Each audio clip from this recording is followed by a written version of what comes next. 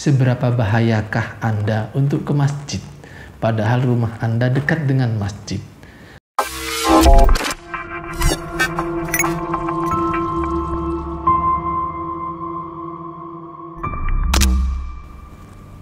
Halo teman-teman, Assalamualaikum warahmatullahi wabarakatuh. Semoga teman-teman tetap sehat, selalu semangat untuk melanjutkan eksistensi kehidupan ini. Lebih-lebih semoga selalu dalam lindungan Allah Subhanahu wa Ta'ala.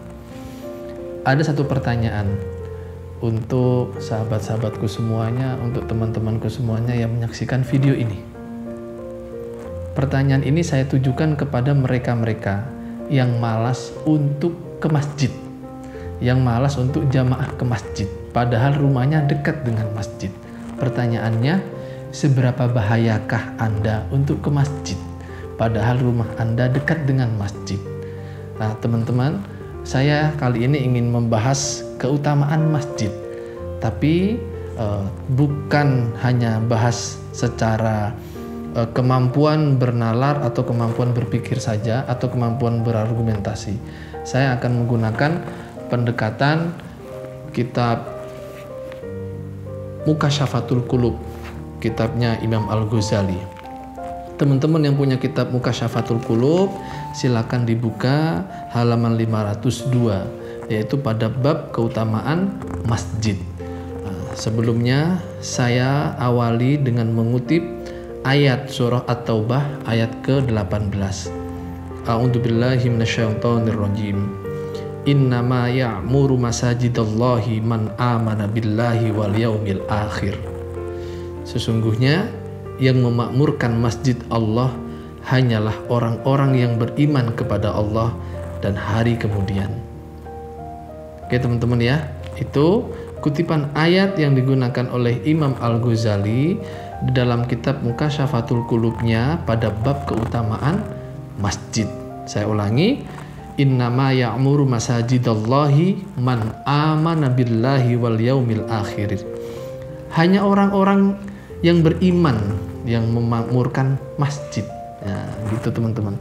Nah, ada juga sabda Rasulullah SAW, sholat tidak sempurna kecuali dalam masjid bagi tetangga masjid. Saya ulangi, sholat tidak sempurna kecuali dalam masjid bagi tetangga masjid.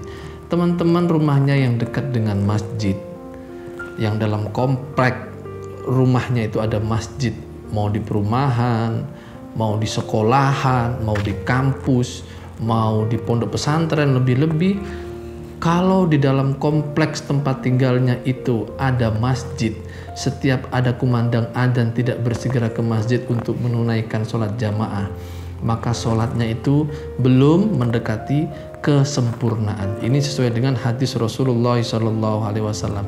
Sholat tidak sempurna kecuali dalam masjid bagi tetangga masjid. Oke, hadis berikutnya Rasulullah SAW bersabda, para malaikat bersolawat kepada kalian selama kalian berada dalam tempat sholatnya. Para malaikat itu berkata, ya Allah, bersolawatlah kepadanya. Ya Allah, rahmatilah dia. Ya Allah, ampunilah dia selama dia tidak berhadas atau keluar dari masjid. Jadi sepanjang kita ada di dalam masjid, malaikat itu memohon kepada Allah supaya Allah bersolawat kepada kita. Allah mengampuni semua dosa-dosa kita selama kita menginjakkan kaki ke masjid sampai kita kembali keluar dari masjid. Itu malaikat mendoakan kita sepanjang kita ada di dalam masjid. Lantas, kalau sedemikian rupa keutamaan masjid, mengapa kita masih enggan ke masjid dengan banyak alasan? Padahal ke masjid itu hanya butuh waktu 5, ya paling lama 15 menit kita. Sedangkan masih ada sisa berjam-jam lainnya yang masih bisa kita gunakan untuk kepentingan dunia lainnya. Mari sahabat-sahabatku, kita makmurkan masjid. Kita datang ke masjid. Lebih-lebih yang teman-teman yang ada di sekolahan atau di pondok pesantren atau di kampus, yang posisinya sebagai pendidik, sebagai guru atau ustadz, mari kita ke masjid. Yang dilihat oleh murid-murid kita, oleh anak-anak kita adalah sikap kita, bukan apa yang kita bicarakan saja. Kalau kita membicarakan tapi kita tidak mampu melaksanakan, itu ciri-ciri orang munafik. Semoga kita tidak masuk dalam golongan itu. Sabda terakhir yang ingin saya kutip dari kitab Mukasyafatul Qulubnya Imam Ghazali. Sabda Rasulullah SAW. Jika kalian melihat seorang laki-laki yang biasa ke masjid, maka saksikanlah bahwa dia beriman. Oke teman-teman, jika kalian melihat seorang laki-laki yang biasa ke masjid, maka saksikanlah bahwa dia beriman. Mari teman-teman, sekali lagi saya mengajak teman-teman sekalian, saya pun juga demikian.